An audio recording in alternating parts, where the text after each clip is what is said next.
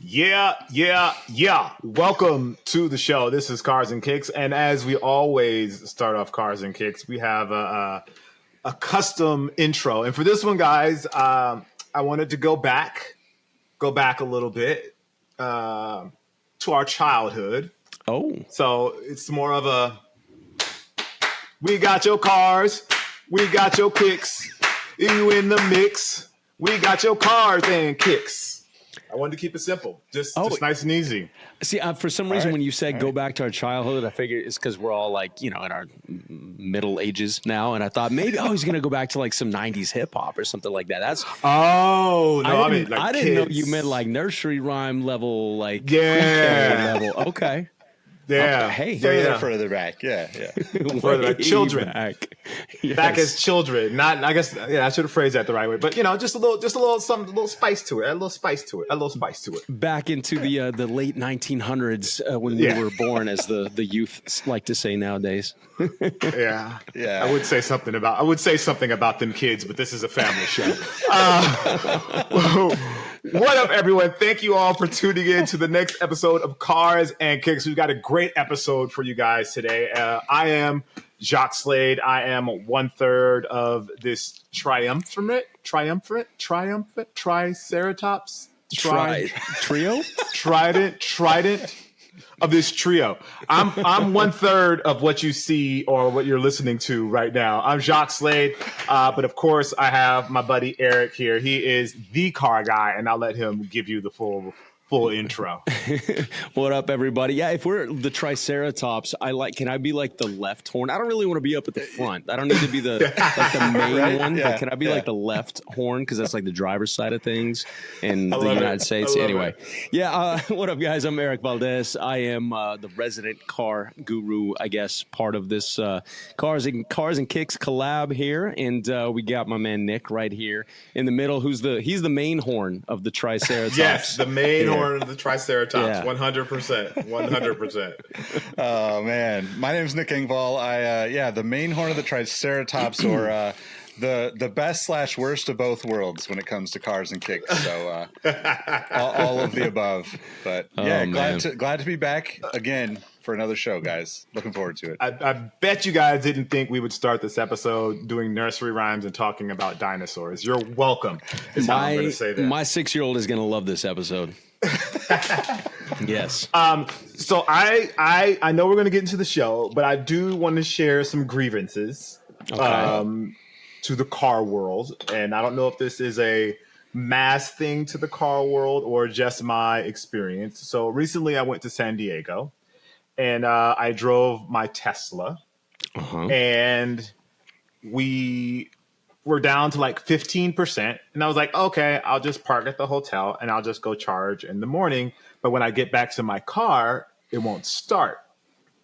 So apparently, and this is not something that I think is widely publicized, electric cars have a 12-volt battery as well, like a normal car. Yes. Now, this is not something that most people with electric cars, I think they know. I don't think most people know that. So I had to essentially get a jump, but because the battery was so dead, a jump didn't even work. So I had to go buy another battery, which, by the way, was like $260 for the battery. And then everything worked fine. Now, my grievance is 12-volt batteries. Okay, I get it. They die. I've had normal cars and my battery has died before. So I understand that part of it. But this is an electric car and it has stuff called software. So I should get some sort of warning letting me know that my 12-volt battery, like, yo, bro, the 12-volt battery ain't gonna make it no more. You got to get it replaced right away. Nothing at all. Now, I don't know if this is just a Tesla thing because he worried about other things, and so he's not worried about 12-volt batteries, or if this is just a common thing that happens to people with electric cars that the battery's going to die. But I was just imagining if I wasn't in like a metropolitan area, and if I had driven out into the woods or something like that to go camping, and then your battery dies, like you're really in a terrible position. And it's not part of your thought process. So my thought is like, oh, I'll just plug it up and it'll charge. No. No, because the Charger doesn't charge the battery. No, it does not. So, but I'm curious here because most EVs have some sort of redundant feature that allows the, high voltage battery pack to kind of recharge the 12 volt if it dips below a certain amount, or you should have gotten a warning for sure. But how old's your Tesla? 21. Okay, so what's Tesla's warranty on the big battery pack is like 10 years, 100 something thousand miles. A year out of warranty, basically? I don't think so. I think it's like 50,000 miles or something and I haven't gotten there yet, but it was like, this was 8:00 at night and, have to drive the next morning. I don't have time to call them for a warranty and them tell them, we'll be there 48 hours. Like, I don't have time for that. Yeah, I hear you. That's a weird thing. I have not heard of that really happening too often. I would put in a ticket with Tesla and just be like, hey, this is what I had to do. This is what worked, but why did this happen? And kind of see if you can get to the bottom of it, because there shouldn't 3 years on a battery is not. I mean, they should last a little bit longer than that. I've gotten 8 years out of a 12 volt battery on some of my other vehicles before, but I don't know if they consider that a warranty item or not, because maybe it's just wear and tear, regular maintenance. But 3 years, something's off there, and there had to be a drain of sorts for that 12 volt to go dead overnight. And it's not like if you can't leave a light on or leave the radio on in an electric car and accidentally kill your 12 volt battery. They all have fail safes that will put the car to sleep at a certain point in time. Yep. So that's interesting. I would dig into that before you take another little trip, because there might be something deeper there. Yeah, definitely disappointing. Disappointed in you, Tesla. Well, Elon Musk is, to your point, he's 12 volt batteries are not going to get people to Mars, so it's not top of his concern list. So true. Yeah. Anyway, welcome to the show, everybody. Yes. This is Cars and Kicks. That's what we're here about. Yeah. I thought you were going to say that it left you stranded, so you had to use the kicks to get to where you were going, and then it would have been like a kicks saving the car dilemma scenario. Yeah, that would have been nice. That would have been nice. Oh, as it turns out, it's just the reason that Jacques didn't pick up the last pair of Jordans that dropped. Right, the $250 went to the $250. Battery, that'll do it. That'll do it easy. That's two pair. That's 2 pair of sneakers if you find them on sale. He hit the AutoZone app and it immediately said "got him" when he needed that battery. Yeah, at least I was able to get a battery. I should say that. Yeah, because even when I went to AutoZone, the guy was like, "A Tesla battery? I don't even know if we have those kind of batteries for like the 12 volt battery, because it's shaped differently. It's a different size. Like everything, it's not like your normal size battery. It's like a little thinner. It's taller, a little thinner. The prongs are a little different. It's weird. Yeah. Wow. Well, get it figured out before it leaves you stranded again. Yeah. Don't love that. Don't love that. Oh man! Well, today I think we're going to talk a bit not about grievances and issues so much as well. Maybe there's some grievances involved here, but there's been a lot of news over the last week or so in both automotive and sneaker spaces, and so we wanted to kind of bring you guys up to speed, so to speak, on some of the happenings in both worlds there. So, Nick, what have you've been keeping track of a couple things, some breaking news of sorts? I guess it's not breaking because we're not live, but what have you seen over the last week or so that kind of piqued your curiosity? I can't think of anything but what Jacques mentioned in the pre-show now, like Bloomberg calling out John Donahoe for leading Nike down the wrong path. And Nick went there. I can't not, I love this stuff. Nike is the leader.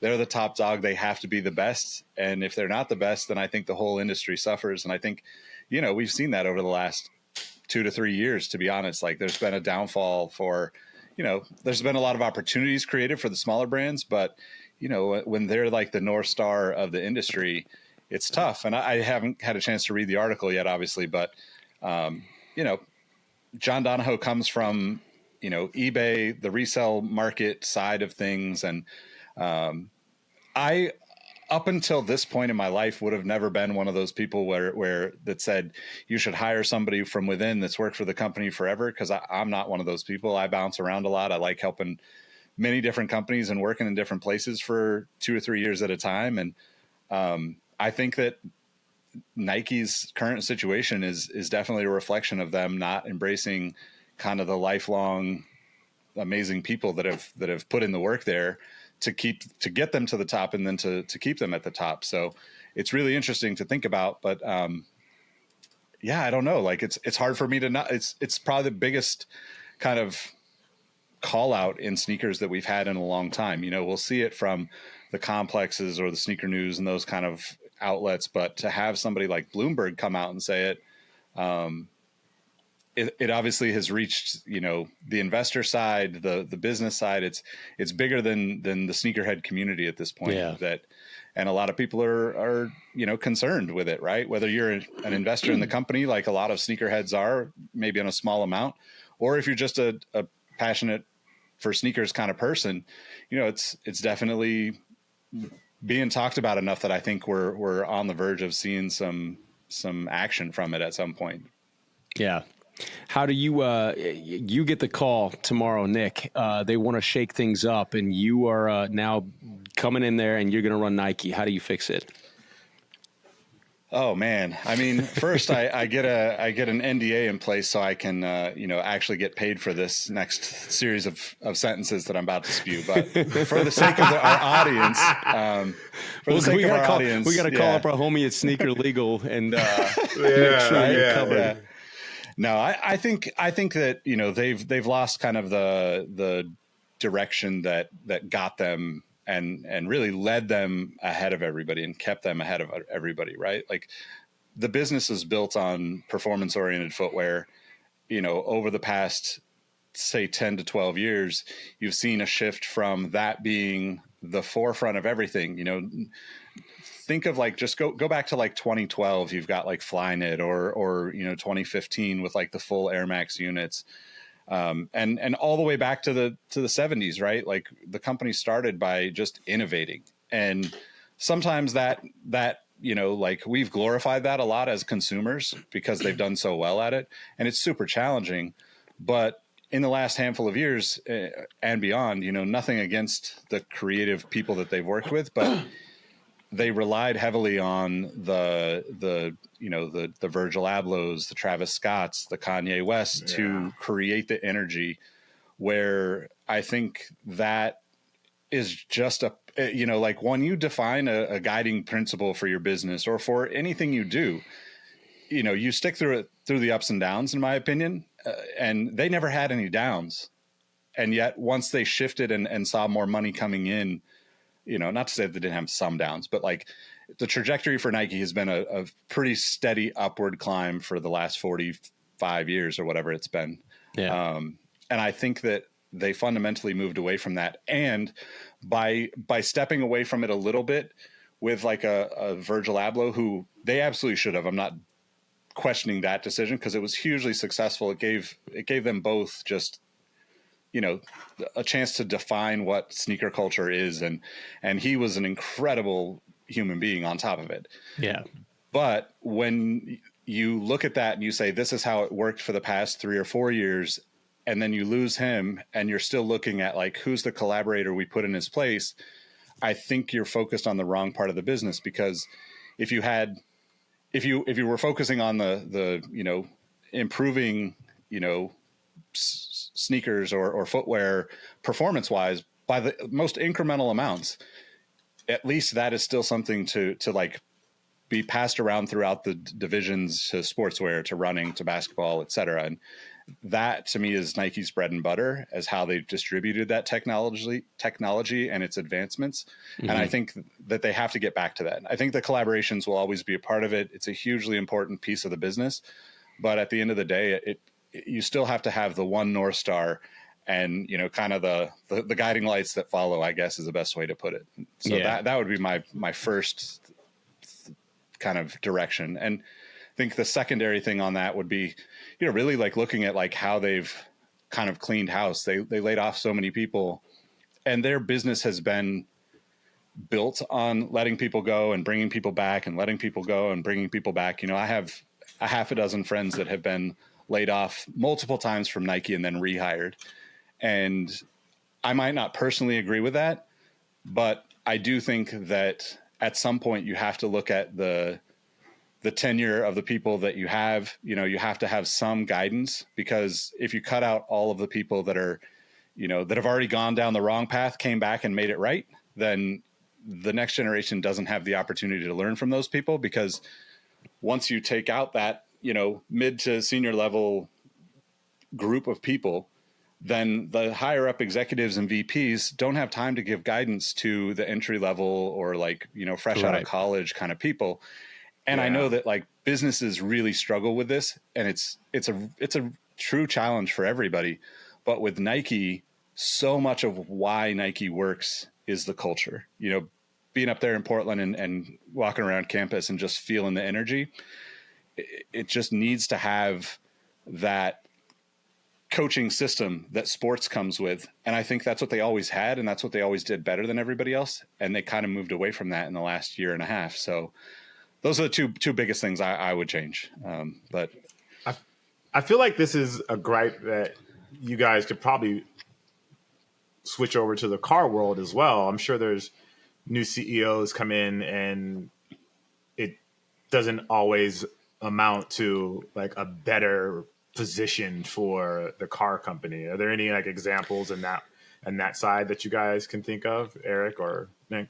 I mean, this kind of goes back a little bit to what we were talking about on a previous pod, but at its core, yes, from a business standpoint, I understand the idea of shaking things up and bringing in an outsider to kind of try new things, so to speak. But if you lose that, North Star, to use Nick's words, or you use the core ethos of a company by not bringing in somebody who is passionate about what they're doing, then I don't see it working long term. Maybe there's some fixes that can be made, some changes that can be implemented. But, we were talking a bit about different people in the automotive industry that at high levels or CEO levels that were true car people, and like Jim Farley and Ralph Gilles and stuff like that we mentioned before. I think when you do have those people in place, it keeps people on track, so to speak. So even if you do bring in new talent, fresh talent, outsider talent, as long as you maintain some of that,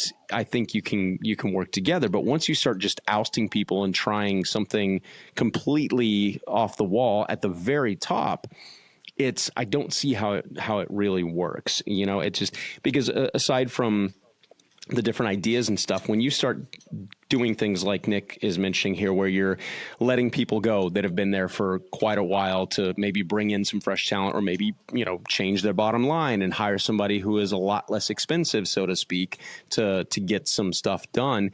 Obviously, if you're having to then rehire people, you kind of, either made a mistake or did something that didn't quite work. And then if you're letting them go again, that cycle, it starts to make the people, the talented people and the passionate people go why am I investing my time into this company that doesn't really care to have me around? If I'm that disposable, why don't I go look elsewhere? And I feel like that is the beginning of the end when stuff like that starts to happen, the cleaning house, so to speak, in the automotive space, it's happened time and time again. I can't think of a particular name off the top of my head, but you've had people come in and really shake things up for the better, but they were always car people in some way, shape, or form. When you've had outsiders come in, it doesn't really work. You know what I mean? So I think at its core, regardless of what industry it is, sneakers, cars, anything else, if you don't have somebody who understands not just the audience, but understands the core, values of whatever company they're going to be leading, it's going to fall apart at some point. That's my take on it. I think this is a talking point that kind of bubbles up anytime somebody who's really passionate about something works for a company and they lose kind of that manager or, director or whatever that really is passionate about the thing, right? Whether it's cars or kicks or, I don't know, farms, it doesn't really matter, right? But once you take away that touch point of the people that are in touch every day and kind of guiding the next generation of people, we see it with in the design world a lot. Cars, kicks, I've talked about my brother's work in the cycling world. Once those people that have already experienced a couple of decades of designing move on to other companies or retire or are laid off or whatever, the people that are like new and excited to design don't have someone that they can directly bounce their ideas off of and get feedback. And I think that's ultimately like, you know, a really difficult thing for those types of people. And when you're talking about sneakers and cars, that is one of the most important things. And I think a good example that comes to mind, we mentioned him in a previous episode, but Lee Iacocca, right, with Chrysler, you know, he's an incredible like leader in the sense that he's going to come in and, you know, like if you use the K car example, they sold countless K cars, a terrible car by most standards. Anybody that's a car person probably looks at it and goes, well, this is cheap and it's terrible, but it worked. They sold a lot. They saved the company. And from a dollars and a pen on paper perspective, it had to be done. But I think the problem is a lot of businesses don't realize that once you get to that point, you made a misstep prior to that point. And, you know, thinking about the future with a person that can come in and shape things up and change things and steer the ship in that, I think that you still need to go back to the place of you know, whether that North Star of your business, right? If you think about like Lee Iacocca and Chrysler, for instance, you wouldn't want him around going into the like 2005, you know, 2010 Challenger Charger era. Like he is not the right person to lead the company in that sense, because he, even if he was a car guy, he didn't feel like it from the consumer's perspective. And I think there's a lot of truth to there's a lot of like value in needing the authenticity from the leadership when a company is driven by like a very passionate industry. Yeah. I think that brings up an interesting point too, in that, you know, just qualities of good leaders. I think if you've got somebody, whether they're, you know, there are people that know everything about the car industry, so to speak, or, you know, they're eccentric creators, they're good designers, they're, you know, this and that, but they may know nothing about the business side of things. And like Henrik Fisker comes to mind, you know, really great, talented designer. He's now failed twice, basically, at running a company. And so I don't know anything about him, and I don't mean to call him out exactly. It just popped into my head. But, you know, when you have a leader that is passionate about something, sometimes you do need to be, I think arguably the biggest thing is being a great listener and being able to listen to those people, that the employees below you that have been there for a long period of time, that can say, hey, I see what you're doing here, but we need to implement this, this, and this. And I think oftentimes CEOs get brought in and they have a certain agenda, and then they also in the back of their mind feel like, okay, everything's riding on my shoulders. If I don't turn this around, then I'm going to, you know, be looked at as a failure, and they have their own legacy / ego to contend with. And I think that more times than none, that's probably what causes the downfall of things is people aren't willing to, they're so quick to just cut their losses and reshape things that they're not open to hearing what the people that have been there a long time have to say and figuring out how to implement that along with their new strategies. So I don't know. I think that's a bigger topic, and it can, you know, that goes beyond cars and kicks, but I think that is a very, you know, kind of an interesting point to what makes a good leader or doesn't, you know? Yeah, and it's not an easy job. Yeah, it's not an easy job at all. And I guess for me, it's thinking about, you know, at the end of the day, it's a business, the car business, the sneaker business, and you need a CEO that's smart, but also understands the culture. And I think that's really what this article is saying. I haven't had a chance to read it either, but I mean, even just a byline is, instead of transforming the sneaker giant into a high-tech powerhouse, John Donahoe pissed off partners and disappointed fans. So it doesn't say anything about stockholders or the board or anything like that, because I think they're all happy, or at least they were before the stock kind of tanked this last couple of months. So it seems like those people are happy, but the consumers, the ones that are buying the shoes, are the ones that aren't following the lead, so to speak, that John's put out there. But, you know, we could go into that for this whole episode. So I want to continue to drag down John. One of the things that I think, you know, Nick just so candidly brought up right before you started talking, Jacques, is that it is not an easy job, right? We're not sitting here trying to say we have all the answers and we can do it. And kind of case in point to some other big news this week is Hoonigan filing for bankruptcy. That's a massive shakeup in the automotive world, and a lot of people are asking, why? How do you acquire $1.2 billion worth of debt and bury yourself? And a lot of finger pointing happens. Everybody seems to have their opinion as to why that happens and how they got there, et cetera. But, it all goes back to being at the top of something really, really big, or just creating something that grows to that level, is not easy to sustain. And I think, obviously, the unfortunate loss of Ken Block was the beginning of the end for that in certain ways. He made that what it was, and people looked forward to anything that they put out, from a visual standpoint on their YouTube videos, all the different vehicles that they created, the different, there was all of that part of it too, but they grew that into a brand from starting with just Ken literally jumping in a Subaru with his DC shoes and wheeling it around a vacant airport way back in the day into a full-blown multimedia production company, et cetera. Where, again, I'm not an expert here, but where I think it started to go wrong without his kind of guidance and leadership, maybe there's some other things along the way, but for lack of a better term, everybody's left scrambling, and trying to figure out, okay, what do we do? And certain decisions were made. I think a lot of it also, people are saying this is not a Hoonigan bankruptcy, it's a Wheel Pros bankruptcy, and blah, blah, blah. And look, there were some decisions made in the big boom of the pandemic era where acquisition after acquisition was made to try and grow this into something even bigger than it was. And again, we could sit here and say, oh, well, that was a greedy, aggressive approach. I'm not going to chime in on how I think it should have been or shouldn't have been done.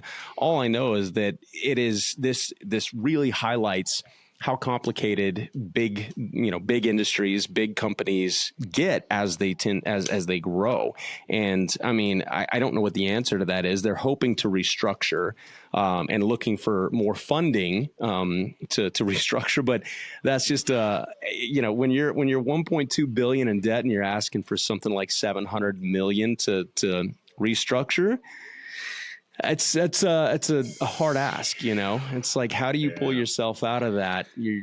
By taking on more debt, so to speak. So, it's that one shook things up this past week for sure. And it's kind of sad, I think another part of that too is and it goes back to kind of what I was saying with Nike. And once you've got people that have been there a while, they get let go and then come back, get let go. I'm not saying that necessarily happened per se, but on the media standpoint, or from the media standpoint, you've had a lot of people over the years that were contributors, right? And then they got to a point where they grew an audience themselves and decided, well, I don't really need this vehicle anymore. So I'm going to go off and do my own thing. Well, once you lose Ken and you lose some of the other people involved in the creative element of it, and they go off and do their own thing, the wheels start to come off, literally and figuratively. And it's, I would not want to be involved in trying to figure out how to dig out of this one myself. That's for sure. So as someone that was only familiar with, I mean, not me, I'm saying the audience, what if that only knew Ken Block for the videos? Mm-hmm. What was the Hoonigan business? I mean, it initially started as kind of, correct me if I'm wrong here, Nick, but it was kind of I guess for lack of a better term, a rich guy's passion project. Ken had built an empire with DC shoes, and he was hugely into motorsports and decided he wanted to fund, his passion there. And it hit, that first Gymkhana video that they made was such a massive success that a light bulb went off, or a million light bulbs went off, and they saw the potential to grow it into something bigger than just a YouTube video. They had at one point 5-6 million subscribers. I don't even know if that's accurate. It might be more than that, but their subscribers on YouTube were huge. The viewership was huge. With that comes partnerships. With that comes opportunities to acquire other businesses, et cetera. And some of that was done while Ken was still here. It's not, and it was done with good intentions and everything. And it just, it's hard when you start with something as little as a passion project about doing cool shit in cars, and then try to grow it into something beyond that. And they were successful at growing it for quite a long time. But, it once it gets so big, it's hard to keep all of that together. When you've got people like, not yourself, Jacques, but other people out there wondering what exactly it is that they do. When you start asking that question, you kind of have a problem, And I think the thing about Ken Block and DC Shoes, like, people don't realize how successful DC Shoes was. Huge. Because now it's not as big of a brand, but it was arguably one of the biggest footwear brands, late 90s, early 2000s. And to my knowledge, 100% independently owned. It was Ken Block and a couple of other people that started it. And, you have to imagine that they made a boatload of money before they eventually sold to, one of these other conglomerates that comes in and acquires these kind of brands. But, I think, I kind of have this theory that, you can kind of learn everything you need to know about life from like hopping on a skateboard and going and meeting people at the skate park or around the city on a skateboard. And I think, skateboarding drove DC Shoes, right? But it led to partnerships, like Monster Energy hopped on, early on with DC Shoes. The car brands came for Gymkhana, but like the number of brands that hopped on to sponsor those videos alone that evolved into much bigger partnerships. It's like during that rise of Gymkhana, Ken Block and Travis Pastrana were also dominating X Games, which was a new thing for ESPN. Yeah. So you got to see all these crazy things that were happening, all elevating the Hoonigan brand, that probably wasn't even thought of as a brand originally. It was probably just them, like most people, like throwing around a term, oh, we're just out hooning again. And like, next thing you know, it's like, okay, it's on the cars. Now you see it. Now people are buying the stickers and the shirts, and you've got co-branded, merch and all that stuff. And I think this is just one of those things that you run into. And the reason why I bring up skateboarding, just because it's such a huge part of his legacy, but it's also one of those things where skateboarding, and I may come across a little bit as the antagonist to Erik's comments about not speaking on these acquisitions and stuff. But skateboarding is a very like independent thing, right? If you're a company like DC Shoes now, you probably struggle to get your shoes on the best skaters. You probably even struggle to get your shoes into independent skate shops. And unlike the sneaker world that we think of with, Jordans and Nikes and Adidas and all these other brands, skateboarding is still really independently driven. It's a very powerful group of hundreds of store owners, thousands of store owners, hundreds or thousands of skaters that only support their local spots or support skater owned businesses. And it's really inspiring, for me, because you strive to build something on your own. And I think skateboarding is kind of like the most entrepreneurial sport you can get involved in. And I think that the downside to it is that if you ever want to walk away from something, Ken Block and Hoonigan, look around. Wheel Pros acquired the Throttle YouTube channel, which is a huge business. It's an online store and a bunch of guys that make cool YouTube content, build cars, and they acquired, 15 to 20 different wheel manufacturers over the past like 5 or 6 years. That they really went hard into this whole industry. And, I saw somebody post this a while back, and I may have the same feelings or I may not, but like there's a photo that went around of, a higher up for the company that ended up acquiring all these companies that Wheel Pros is the company, right? And they're kind of like a B2B business behind the scenes, but then they changed the name to Hoonigan because it's a cooler name, right? Sure.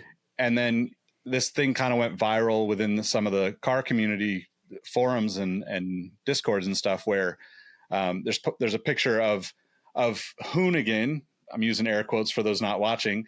I forget what the guy's title was, but VP of marketing or whatever. And he's in a shirt and tie. That's not Hoonigan. Like, that is the opposite of what the culture stands for. That's where I go back to like skateboarding, right? Like, me as Nick Engvall, my fundamental goal in life is to be able to wear a Giants hat and a hoodie and shorts 24/7 with a pair of sneakers. If the job doesn't allow me to do that, I've worked for companies that didn't allow me to do that. And for some points in your life, you're willing to exchange that freedom for a little bit more money. Like I got into sales with AT&T, made crazy money. Like, for a 21-year-old, like, I should have not have had that kind of money. Like, I don't know what I did with it all. And that's exactly why I shouldn't have had that kind of money doing sales. But like, fundamentally, like, I understand where a lot of these brands come from. But the end for all of those brands, whether they want it to be or not, is selling out. And I don't say that in a bad way, because I hope that every skateboarder or entrepreneur or anybody that starts a business of any kind gets to the point where they can say, enough is enough. I've made my money and I've had my fun. I want to go live a different portion of my life. And I think that's okay.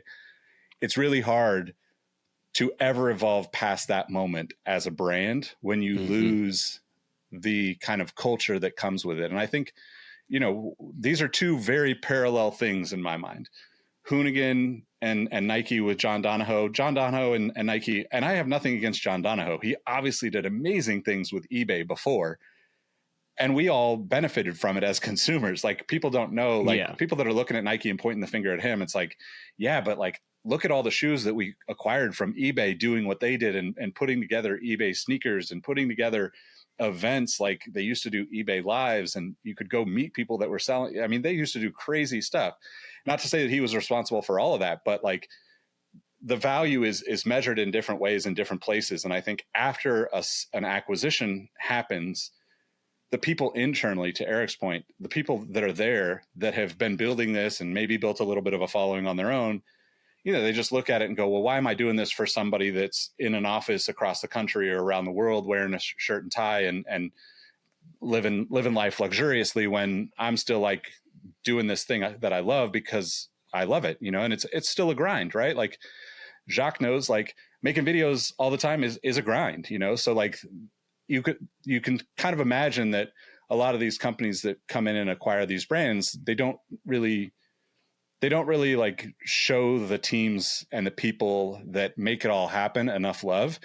And we're seeing that with on the other side of the car world with the Donut Media guys, like, pretty much everybody but the I think Noah is the last of the original kind of 7 or 8 faces that we all know still there. And, I don't know any of those guys personally, but I would bet that, he's probably disappointed because, like, some of his closest friends are no longer working with him, like, part of what makes those things exciting is like us doing this podcast, getting to learn from each other and having these conversations gets me excited about it. And I can't envision like 5 to 10 years down the road where it's like, okay, I don't know, maybe there's more kids involved and like, we're looking at like other things in life. And it's like, well, what would we do if we stepped away from it? That's a really like probably one of the toughest decisions anybody that finds success is ever going to have to deal with in life. So, so you're saying right now that you're committed to us, Nick. We're not going to grow this, and you're not going to just like jump ship and be like, you know what, I'm way too cool for Erik and Jacques. I'm going to go do my own thing. Like, I'm touched. Yeah. I mean, I'm already excited. Like we already know we're going to get Jacques out on track at some point, and this is going to. I mean, Jacques and I have known each other for a really long time. Well, we've already committed to it. We just haven't committed to it. You know? Right. And now Jacques and I's friendship is just going to go to the next level, right? Like Yep. He's never had to be in a car with me or you and like fear for his life, right? So now, like, he'll really know how good of friends we are. Yeah, and we're not going to spill the tea just yet, but there's some facts into that. We got some things in the works, so getting Jacques on the track is going to happen sooner than later. Y'all, stay tuned. Yeah, as you can see, these guys are super excited about it. I'm genuinely excited too. I'm excited to see how it goes. But let's keep the show moving. I got some interesting news that I kind of wanted to see in the sneaker world. I wanted to see if this kind of happens I know it happens in the car world, but I want to know how big of a deal it is. So Soul Retriever, the folks at Soul Retriever, they're reporting that Trae Young is going to have his last signature shoe. So the Trae Young 4. So obviously he's still playing in the league. He's still a player, but they're going to stop making his signature shoe. I know I guess there are signature cars. There's like signature editions, I guess, of cars. But those do those typically last more than one season? Not really. No. I mean, in looking back in history, like the collaborations with athletes or people of influence throughout the years in sneakers makes a lot of sense, and it has worked time and time again, and I think it'll continue to work. There have been collaborations, some interesting ones throughout the years in the automotive space. I think of like Funkmaster Flex and the Ford Flex. It wouldn't be a successful collaboration, by a lot of metrics, but that happened. You've had people like not a direct collab with Dre himself, but I guess it would have been. He came on and did like the Beats by Dre audio systems was that Chrysler products, I think, at one point. I think so. And so, those collaborations kind of come and go rather quickly in the automotive space. I guess Virgil was working with Maybach and a couple of other things when he was around. I think there's 200 of those that actually are in existence. Yeah. I think they actually produce those, right? I think they did. Yeah. And it's so all of that is to say that they happen, but they don't, there's not, a Beats by Dre Series 4 audio system or Series 5. It doesn't, the collabs don't seem to last as long as they do in the sneaker space. And I don't really know why that is. I guess it's just because typically sneakers get a redesign or a refresh. What's the cycle? Every 18 to 24 months, more or less? Or is it? Yeah. That's seemingly, yeah. And in the automotive 12 to 18 space, months. Okay, so it's much more rapid than it is in the automotive space. I mean, there's a lot more expense involved in creating automobiles, the tooling, et cetera. So you have to, the life cycle of a design on a car is about 8 years, more or less. They'll have refreshes and facelifts, et cetera, but you don't see a complete redesign for a long time because of the expense involved, So maybe that's part of it. See, when I think about car collabs, sorry, I was gonna say when I think about car collabs, and maybe I'm totally off base here. I think about like the Eddie Bauer Blazer. No, that's huge. That might have been one of the biggest collabs ever. Come to think of it, the Gucci Fiat. I just saw one over the weekend. Yeah, the Gucci Fiat. That exists. Nautica and Mercury with the Villager and that. Yeah, back in the day. Oh, wow. I didn't know about that one, the Nautica Villager. Oh, yeah. There's surprisingly more than I think we think of off the top of our head. Mm-hmm. Bucket list for me is a Senna Ducati 916. Senna also had there's a Senna NSX. There's also a Jordan's like Jordan Formula One, Jordan Mugen Civic hatchback that was limited to like 15 or 20.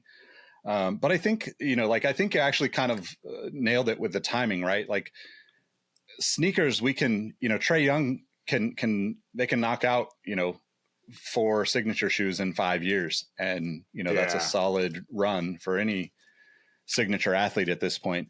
But with cars, there is so much more of a lift, and they don't change the body styles enough to really, warrant like going into the new style. Like if you have if there's a cars and kicks, 911, it's only going to last as long as the body style lasts. 911 is a bad example, I guess, but like, you know what I mean? Like the cars usually change every 4 or 5 years is what I'm trying to get at, where like you might have a couple of years of a collaborative, you know, effort there. On the successful end, you do have an Eddie Bauer edition Explorer where it's like, you know, they made Explorers for like, I don't know, 600 years or something, right? Like it was the exact same vehicle forever. That's what it felt like. That's what it felt like for sure. You know what though? That's an interesting conversation, because I think one of the examples, I think Sino was involved in the development of the NSX, but I think the one you were talking about was the Zanardi edition NSX, which they made. Alex, you're right. Yeah, Alex Zanardi collaborated with Acura, and they did 10 total, 10 of these Zanardi edition NSXs, I believe it was. And that, to Nick's point, the car didn't necessarily change too much aesthetically. It had a different set of wheels that, you know, looked different. And maybe the roof was all black. I don't remember the aesthetic changes, but it was, there's a little more horsepower, a little lighter weight, things like that. But to, you know, going back to kind of an interesting point is that you're not going to sell hundreds of thousands of those like you will, you know, a Trae Young sneaker or a LeBron James sneaker or a Kobe sneaker or anything like that.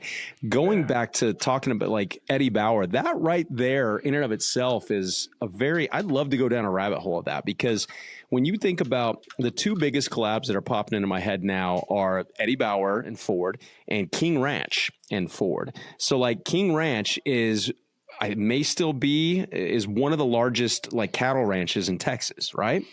Somehow, somewhere along the way, somebody said, you know what? We need to collaborate with them and build a really nice, luxurious pickup truck. And I'll be damned if it hasn't gone gangbusters. Like Ford still does King Ranch versions of trucks. Yeah. And it just, for whatever reason, that is continued. And the Eddie Bauer collaboration went beyond the Explorers. They had, you know, the Expeditions and it just, it set a standard in that era of luxury. So I think those types of collabs can work. If it's an individual, maybe not as much, but if it's a brand, I mean, Eddie Bauer is a name, but it was a brand. If it's a brand that collabs with a car company and it symbolizes something or it creates a status symbol or something like that, then I think it can be super successful. That Eddie Bauer story, I'm going to go down a rabbit hole later today, because that was hugely successful. And back when we were growing up, if you had an Eddie Bauer anything, Explorer, Expedition, you were balling. Like that was like, big okay. Time. Yeah. We should do a history of Eddie Bauer. And I just realized I said Eddie Bauer Blazer instead of Eddie Bauer Explorer. So you guys forgive me out there. The audience coming for me. You're just doing that to see if people are going to call you on it or not. I know you know what you're talking about. So I that actually brings up another thing that I think is related to this, that I don't really know the numbers on this. But you know, Ronnie Feig with Kith did a BMW a few years back. Futura did a BMW a few years back. I think that those were production vehicles. I think they did a small number, you know, like I can't imagine anybody doing more than, you know, 50 tops at this point. But that does seem to be kind of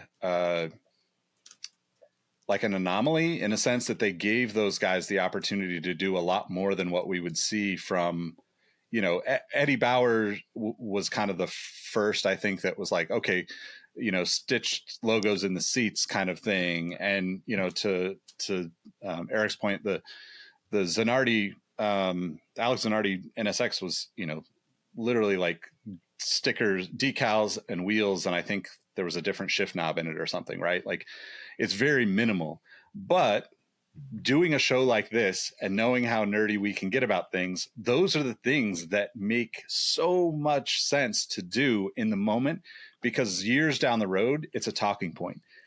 Porsches we talk about all the time. They are like that community is like the king of nerds. And I want to be a part of it one day, but like they know details that most car fanatics don't know about their own, you know, kind of passion. And I know that kind of stuff about Hondas, but it's that kind of stuff also in sneakers, you know, like it's being able to look at an Air Max and say, oh, well, the bubbles used to be better and bigger. during these years, or the shape of the toe box was better for the Air Max 1 during this era. The shape of the Air Force 1 was off during this era. Like, those are all the things that I think, whether you come to this show from the car side or the kick side, it's so similar. The more we talk about this stuff, the more I'm just like, man, like, it's just a different vehicle, like, but it's all the same stuff. Yeah. It really is, details man. matter. Details matter. That's always super true. Yeah. One other quick thing I wanted to bring up, kind of a higher, cooler bit of news, since we've been talking about kind of sad, depressing news in the automotive and sneaker space. So we just had our buddy Peter Cheney on the show, a couple episodes ago. And he's, for those of y'all that haven't listened, you should go back and listen to it. Huge car guy, sneaker guy, has worked with Hyundai and Genesis in a variety of capacities. He heads up their creative and social media, et cetera. Now, he was able to tell us a few things that we weren't able to necessarily announce at the time, but one of those tidbits of information has come out this week, and that is that Genesis, the luxury brand of Hyundai, has committed to join WEC, the World Endurance Challenge, and go racing at the 24 Hours of Le Mans, which is awesome, I think. Interesting, but kind of makes sense that they went with Genesis versus Hyundai to enter that space. But considering kind of I guess the status that comes with racing at Le Mans and World Endurance Challenge, you're up against Ferrari and Porsche, and Toyota is an anomaly because Toyota is just a massive company, but it is higher end brands. So to see Hyundai make a commitment like that, we've been singing Hyundai's praises a handful of times on this show, and for good reason. And to see them now step up and commit to actually going racing at a very high level is extremely exciting to me. Yeah, no, that's super cool. I think I'm going to actually tune in this time. You're going to have to. I mean, go. I will. We'll have Nick work his magic on at some point and throw up the rendering that I believe Car and Driver put up of this Genesis hypercar concept. It's insane. It's cool. It's stuff. It's the stuff that like you draw as a kid. It's just, it gets me super excited. And also it's just, to see another entry come into the motorsport space is really exciting. This day and age is interesting for motorsport as a whole. Its viewership is down almost across the board. People don't quite have the same attachment to racing as they did perhaps back in the day. Maybe because cars have gotten, the departure from road car to race car is so much larger than it used to be. That could be part of it. But I don't think it's dead by any means. When you start hearing about these types of announcements, and like Audi getting back into Formula One, and the murmurings of Cadillac getting into Formula One, which may or may not ever happen, but all of these different things where companies are committing to going racing.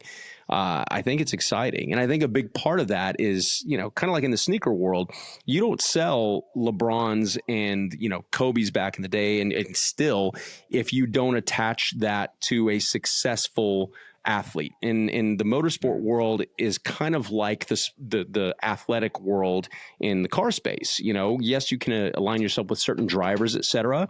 But if you're selling a sneaker, it's got to perform on the foot of an athlete. If you're trying to sell a car and it doesn't perform well on track, there's going to be, a stigma attached to that. So seeing these kind of this investment with these companies jumping into these high level motorsport programs, and with the goal of being successful, not just to win trophies, et cetera, but because it does still translate to sales on, the whole old adage was race on Sunday, sell on Monday.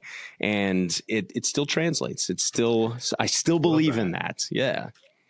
So that kind of like, as we're looking at wrapping up here, that kind of leads me to ask, like, does this same theory apply to sneakers, right? Like, this is what we're saying. This is what I'm saying that Nike needs to get back to.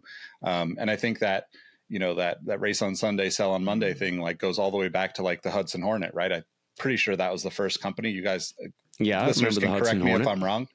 But like, you've watched Cars, you know Doc Hudson, right? Yep. Like, that's the car that started that whole saying.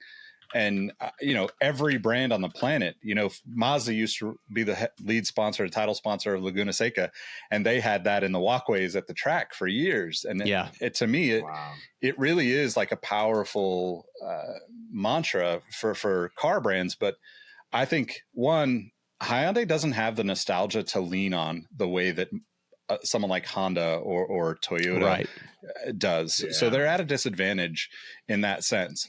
But I think the other way to become to get over that, disadvantage is to go out and win on the track. And I wonder if that's the same for sneakers. We're kind of at this point where there isn't a clear winner on court or on the track for sneakers.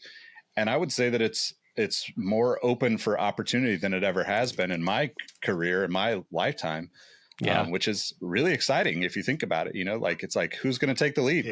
We're all looking and watching. So 100%. Yeah, I mean, we just had the Olympics, and I feel like for all the past Olympics, there was something that came out of Nike that had us talking, and we don't have that this time around, which is maybe may be telling of the state of the industry. But let us know. Let us go. Yeah. Those are in the comments. Let us know. What do you think is going on in the sneaker industry? What do you think about the Bloomberg article? What do you think about Hoonigan and them filing for bankruptcy, and how can they fix things? Let us know. And if we missed a collab, that's what that's what I really want to see. I want to see the notes on the collabs. If there's collabs in the car space that we missed outside of the Eddie Bauer, would love to hear what you guys have. As always, thanks for watching the Cars and Kicks podcast. I am Jacues Slade. You can find us all over the place. You can find me at Cousteau, but more importantly, the show. Thank you guys for subscribing on all of the places. You can watch us on your TVs. You can watch us on your phones. If you have an iPod still, you can listen there. I'm just giving we're going to start releasing episodes on vinyl and cassette soon. Fully analog. No, but I'm gonna steal a page out of Nick's book here and just kind of not just remind you guys to like and subscribe and all that, but say thank you for those of you that have been rating us and subscribing to all of our channels and leaving comments. And we see you. Some of y'all that have been listening since day one. It doesn't go unrecognized. We really appreciate that, and we appreciate you sharing that with all your friends. We're growing. It's exciting, and we're only going up from here. So I just want to take a little moment to thank you guys for that. Yeah, absolutely. Second that for sure. And definitely, looking forward to connecting with more of you. I think has been the most beautiful thing about this is we've just gotten so many people that either came from one part or casually or in both parts that are coming out and saying like, I love that you guys combine these two things. And honestly, like, we just love that you guys all listen and watch because it justifies us doing it. It's like, it validates us in a lot of ways that we were hoping that we were right on, but we got some really cool stuff planned too. So we're excited to keep the show going, and we appreciate y'all. Absolutely. Thank y'all for tuning in. See you next time. Peace. Peace.